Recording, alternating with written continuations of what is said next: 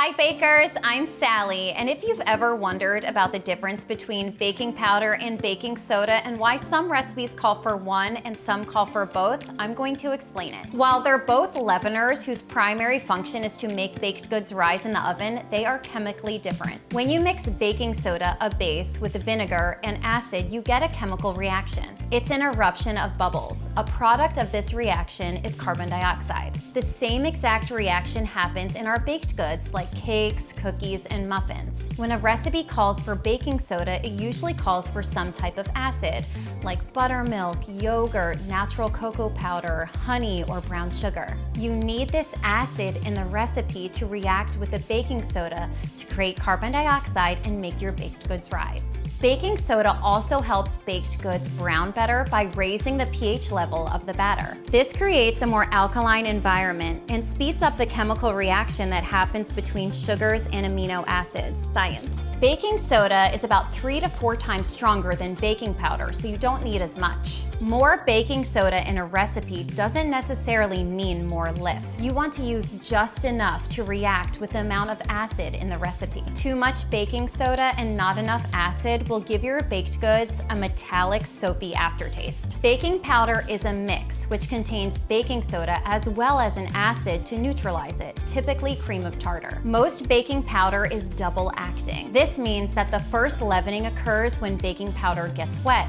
like when you combine wet and dry ingredients in a recipe. The second leavening occurs when the baking powder has been exposed to heat. Since baking powder already contains an acid to neutralize its baking soda, it's usually used in recipes that don't contain an additional acidic ingredient, like sugar cookies. However, this isn't always the case. You can still use baking powder in a recipe that already calls for an acidic ingredient, particularly when you want the flavor of that acidic ingredient to shine through, like a lemon pound cake. So why do some recipes call for both? In a nutshell, sometimes you need more leavening than you have acid available. If a recipe contains an acid, like the sour cream in my vanilla cupcakes recipe, but the carbon dioxide created from the acid in baking soda is not enough to leaven the volume of batter, we need to add baking powder as well for necessary lift. This is my vanilla cupcakes recipe as written. It uses 3/4 teaspoon of baking powder and 1/4 teaspoon of baking soda. These were made with 1 teaspoon of leavener, but it was only baking soda.